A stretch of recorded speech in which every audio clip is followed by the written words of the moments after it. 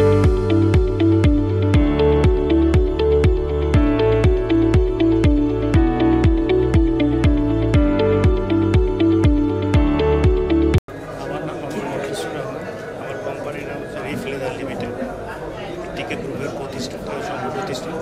Designation হচ্ছে আমি পরিচালক রিফ্লেক্টার লিমিটেড। আমরা সবসময় সমস্যার কথাই বলি, কিন্তু এর পিছনে যে সফলতা আছে এটা একটা দিকটা আমরা তুলে ধরি না। হ্যাঁ, সমস্যা আছে, বৈশ্বিক পরিবর্তনে অনেক কিছু পরিবর্তন হয়েছে, অর্থনৈতিক এটা মার্কেটের একটা ইম্প্যাক্ট আছে। এটাকে আমরা কীভাবে এটাকে মোকাবিলা করবো এইদিকে আমরা চেষ্টা করি না। যদি আমরা ট্যানারি সেক্টরটা ওইদিকে চেষ্টা করবো কীভাবে মোকাবিলা করতে পারি, যেহেতু আমরা পুরোপুরিটা আমাদের বাইরের মার্কেটের উপর নির্ভরশীল। লেদারের মার্কেট, লেদার বিদেশে কী ধরনের কী চাচ্ছে তারা, কি যেমন কমপ্লায়েন্স যেটা আমরা আগে কোনোদিন চিন্তাই করি না, এখন চিন্তা করতেছি।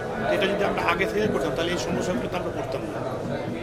রিফ্লেদার একমাত্র আমরা 2015 সাল থেকে শুরু করছি, যেহেতু আমার এইগুলো ভবিষ্যতে লাগবে, নাহলে আমি এখানে কমপ্লিট করতে পারবো না মার্কেটে। আমরা প্রথম থেকেই শুরু করছি, প্রথমে নিজে ইটিপি করছি নিজের উদ্যোগে, এটা করতেই হবে, এটা ছাড়া আমি লেদার বাইরে বিক্রি করতে পারবো না।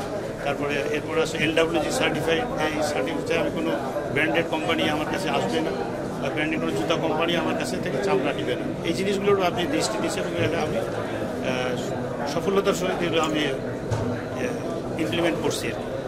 এটা হচ্ছে একটা দিক।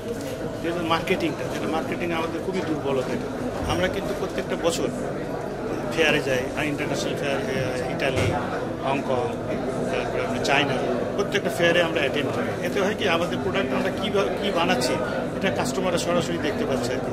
এতে হচ্ছে আমার যে বিভিন্ন কাস্টমারের সঙ্গে আমার সরাসরি আমাদের যোগাযোগ হচ্ছে আর কি। আমার দেখার পরে আমাকে এখানে ইনকোয়ারি করতেছে, যেটা অন্যান্য ম্যাক্সিমাম ট্যানারির ক্ষেত্রেই নাই আর কি। এটা আমাদের একটা দুর্বলতা, যে আমরা কেন পয়সা খরচ করবো। পয়সা তো আমাকে খরচ করতে, ইনভেস্ট করতে হবে, নাহলে আমার পয়সা আসবে।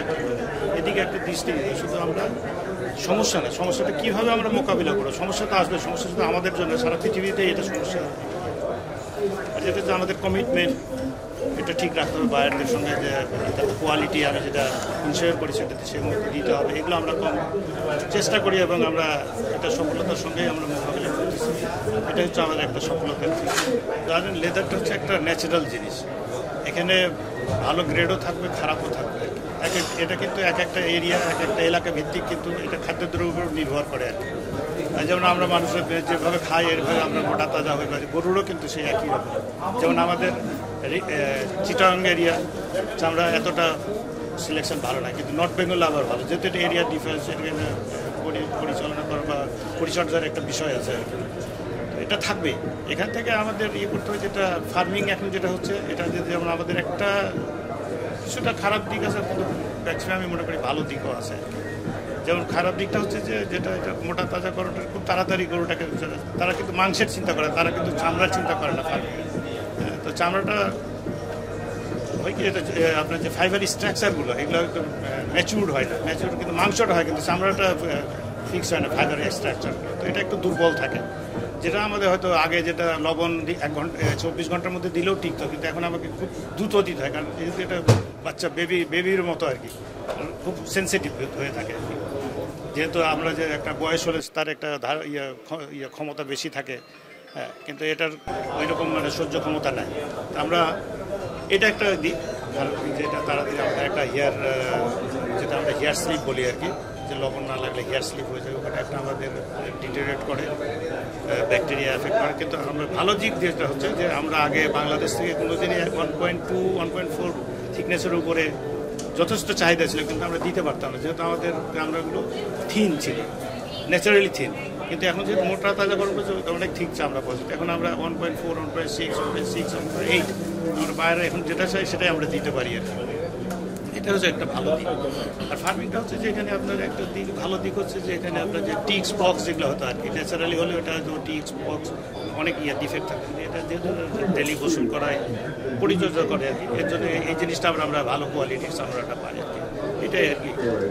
এবং আমি উৎসাহিত করি যে ফার্মিং আরও হলে, যেমন আমাদের নেক্সট আসতেছে যে গরু কী খাচ্ছে, মানে কমপ্লায়েন্সের মধ্যে গরু কোথায় লালন পালন করতেছে, গরুদের উপরে কোনো টর্চার হচ্ছে কিনা, এটা যদি এনশিওর না করা হয় তাহলে ইউরোপিয়ানরা আর চামড়া কিনবে না বাংলাদেশ থেকে। এটা অলরেডি আমাকে আমার বায়াররা চিঠি দিয়ে জানিয়ে দিয়েছে 2025 সালের পরে তোমাকে এনশিওর করতে হবে যে তোমার গরু কীভাবে লালন পালন হচ্ছে, কোথায় হচ্ছে, এবং তার উপরে গরুর উপরে কোনো টর্চার হয়েছে কিনা, এগুলো আমাকে এনশিওর করতে হবে। যদি না করতে পারি তাহলে আমি আর যেটা আপনার আছে ট্রেসিবিলিটি আর কি, ট্রেসিবিলিটি আমরা এখন এরিয়া ভিত্তিক বা কাস্টমার ভিত্তিক করি, তখন করতে হবে যে কোথায় কীভাবে মানুষ হয়েছে, কোন ফার্মিংয়ে মানুষ হয়েছে, স্লটার হাউস কোনটা। তো এইটা যদি আমাদের দেশের সবচেয়ে সমস্যা স্লটার হাউস যদি না করে, এটা মেনটেন করা খুবই কষ্ট।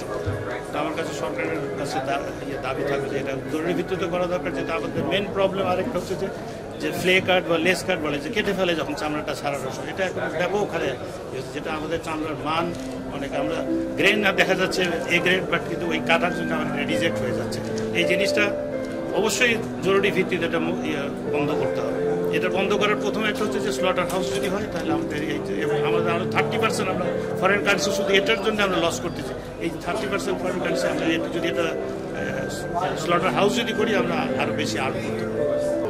এটা পদক্ষেপ হচ্ছে যে প্রথম হচ্ছে যে টেকনোলজি, এদিকে আপনার প্রশিক্ষণপ্রাপ্ত টেকনোলজিস্ট গড়ে তুলতে হবে, এবং মার্কেটিং হচ্ছে মেন। আমি যাকে যে বিক্রির ব্যবস্থা যদি না করতে পারি, এদিকে টেকনোলজিও আমার ডেভেলপ করতে হবে, এবং মার্কেটিংটা আমাকে সবাই, এটা তো একটা বিরাট সম্ভাবনা এখানে। এখন যেটা জুতা আসতে, যেটা একবারে যে আমাদের এখন কিন্তু এখন ওই যে লেদার শুজ ফ্যাক্টরি, সিনথেটিক তো হচ্ছে, লেদার শুজ ফ্যাক্টরি হচ্ছে। যেমন আমি হয়তো আগে 90% এক্সপোর্ট করতাম, কিন্তু আমার দেশের মধ্যে কিন্তু এখন আমি 30% অলরেডি শুরু হয়েছে, যারা ইটালিয়ান বায়ার, বাট আমাকে নমিনেট করতে, যেহেতু আমার এলডব্লিউজি সার্টিফাইড, যে বাংলাদেশ এলডব্লিউজি সার্টিফাইড, এখান থেকে চামড়া নিয়ে তোমার শু বানাও, এই শু আমরা ইম্পোর্ট করবো। তো এটা একটা খুব ভালো দিক। আমরা কিন্তু লোকালিও কিন্তু অনেক কিছু কনজামশন করতে পারি, এটা খুব সম্ভাবনা। এটা আপনি আমাদের জুতা বলেন, ব্যাগ বলেন, ওয়ালে, সব কিছু এখনও চাহিদা আছে। যদিও সিনথেটিকের চাপে অনেকটা আমরা এখন মোকাবিলা করতে হচ্ছে, সিনথেটিককে মোকাবিলা করে আগাতে হচ্ছে। আগে তো এটা আমাদের ছিল না, আমাদের যে কোনো কিছু মোকাবিলা ছিল না, আমরা ফ্রি রাস্তায় চলতে পারতাম। কিন্তু এখন আমাদের মাঝখানে একটা চলে আসছে যেটা সস্তায় পাওয়া যায়, কমফোর্টেবল, হ্যাঁ, ডিউরেবল হয়েছে এখন।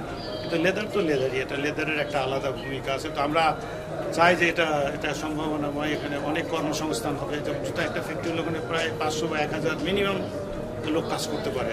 তো সরকারি এদিক যদি দৃষ্টি দেয়, বা যে সুবিধাগুলো যে বাইরের যারা ইনভেস্ট করতে আসে তাদের কিছু উৎসাহিত করে বা সহযোগিতা করে, যেমন আমাদের আছে আমলাতান্ত্রিক জটিলতা অনেকে আসতে চলে গেছে, 2 মাস কাজ করে 3 মাস কাজ করার পর দেখে যে এখানে তো সহজ না।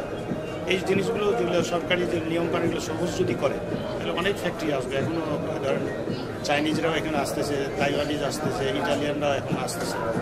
এটাতে যদি আমাদের সরকার যদি এই দিকে যদি কি সহজ উপায়ে যেন একটা ফ্যাক্টরি করতে পারে, বা এইদিকে যদি পদক্ষেপ দেয়, তাহলে অনেক সমস্যার সমাধান হয়ে যাবে। এটা এখন যেহেতু সিনথেটিক একটা আসছে, এবং এটা মানুষের একটা জনপ্রিয় হয়ে গেছে, জিনিসটা জনপ্রিয় হচ্ছে, কমফোর্টেবল প্রাইস, লেস প্রাইসে পাওয়া যাচ্ছে। এটা দুই দিকেই আগাতে হবে, দুইটাই থাকবে। সিনথেটিকও আর এখন বাদ দেওয়া যাবে না, বা এটা বন্ধ হবে না। আবার শু ফ্যাক্টরি যেহেতু মার্কেট একটু লেস হয়েছে, এটার জন্য যে মার্কেটটা দখল করছে সিনথেটিক।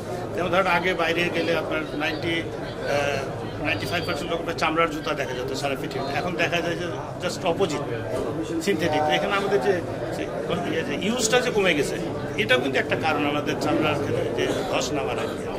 চামড়াটা তো ইউজ হতে হবে, ইউজ হলে না আমি সেল করতে পারবো, ডিমান্ড হবে, ডিমান্ড হলে না আমি সেল করতে পারবো। এটা একটা দিক। তো আস্তে আস্তে এটা বোঝাতে হবে, এবং অবশ্যই চামড়ার ক্ষেত্রে আমাদেরকে একটু পদক্ষেপ নিতে হবে, যে মানুষকে কনভিন্স করা যে এটার অ্যাডভান্টেজ কি। যেটা আগে জানাতে হতো মানুষ, কিন্তু একটাই ছিল লেদার, যেহেতু সিনথেটিক আমাদের বিরাট বাধা। এখানে সরকারের উদ্দেশ্যে যেটা বললাম, যে সবাই যে শু ফ্যাক্টরি বা ব্যাগ ফ্যাক্টরি যেগুলো আসতেছে, এদেরকে সহযোগিতা করে, বা আমাদেরকে আরও আমাদের এম্বাসির মাধ্যমে বিভিন্ন কান্ট্রিতে জানাতে, আমাদের দেশে এই ফ্যাসিলিটি আছে, র মেটেরিয়ালস আছে, যেটা এখন আসতেছে, যে আমাদের র মেটেরিয়ালসের জন্য যেহেতু অ্যাভেলেবল লেদার, এই জন্য আসতেছে। এটা হচ্ছে সরকারের প্রতি সব কিছু সহজ করা আর কি। আর উদ্যোক্তার বা যারা আমরা আসি এখানে, হচ্ছে যে আমাদের কিন্তু পৃথিবীর সঙ্গে মোকাবিলা করে যে নিয়ম কানুন বা যেটা আপনার ট্রেসিবিলিটি, সব কিছু মেনটেন করে আগাতে হবে। আগের মতো যাতে আমাকে এটা মানতে হবে আর কি, যে আমাকে কি চাচ্ছে আর কি। এখন যদি আমি বলি যে আমি এটা দিতে পারবো, তাহলে কাস্টমার বলে, আর যেটা একটু আগে বললাম যে আমাকে চিঠি দিয়ে জানিয়ে দিয়েছে 2025 সাল পর্যন্ত এই জিনিসগুলো যদি তুমি আমাকে না দাও, ট্রেসিবিলিটি না দাও, তাহলে তোমার সঙ্গে আর ব্যবসা হবে না। তোমার আমরা নিবে না, আমাদের ইউরোপিয়ান নিয়ে যারা আছে। তো এই জিনিসগুলো আমাদের উদ্যোগ হচ্ছে যে মন মানসিকতা চেঞ্জ করতে হবে। আর যেহেতু আমরা এটা আছি, এটা কীভাবে আরও উন্নত করা যায়, টেকনোলজি যারা আছে, টেকনোলজিস্ট যারা আছে তাদেরকে আমার মনে হয় যে ট্রেনিংয়ের ব্যবস্থা করতে হবে, যেটা আমরা খরচ করতে চাই না, যে কেন একজন টেকনোলজির পিছনে এটা আমরা একটা ইনভেস্ট। তারা এসে তো গুণগত মান উন্নত করে যে বিদেশে পাঠালে তারা ট্রেনিং নিয়ে আসবে, যেটা আমিও কিন্তু একজন ব্যক্তিগতভাবে লেদার কলেজ ইঞ্জিনিয়ারিং কলেজ ছাত্র আর কি। তো আমরা কিন্তু শিখছি আর কি, বাইরে গেছি, আমরা হয়তো পারতাম না, কিন্তু আমি গেছি বিভিন্ন, আমার জীবনের শুরু থেকে আমি বাইরে ট্রেনিংয়ের ফ্যাসিলিটিটা পাইছি, আমার কোম্পানি ফ্যাসিলিটি দিয়েছে, সে আমার কাছ থেকে রিটার্ন পাইছে জিনিসটা। তো এরকম প্রত্যেকটা মালিকেরই মন মানসিকতা সব কিছু আগের ধ্যান ধারণা চেঞ্জ করে নতুন উদ্যোগে এই 2024-25-এর যে ফ্যাসিলিটি আছে এগুলো মেনটেন করে আগায় যেতে হবে।